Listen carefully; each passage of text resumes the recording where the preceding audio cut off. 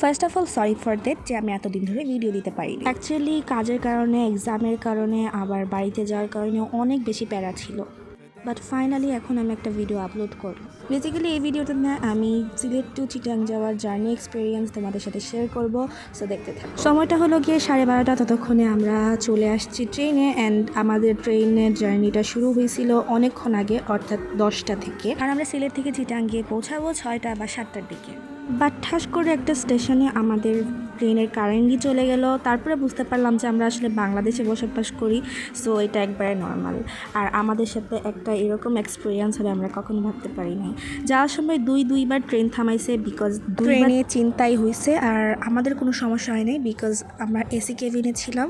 এর নর্মাল কারণটা ছিল হচ্ছে কি, এসি কেবিনে কখনো জানলা খোলা যায় না। সুতরাং তোমরাও যদি চিন্তার হাত থেকে বাঁচতে চাও, তাহলে তোমরাও এসি কেবিনে করে বাড়িতে যাও।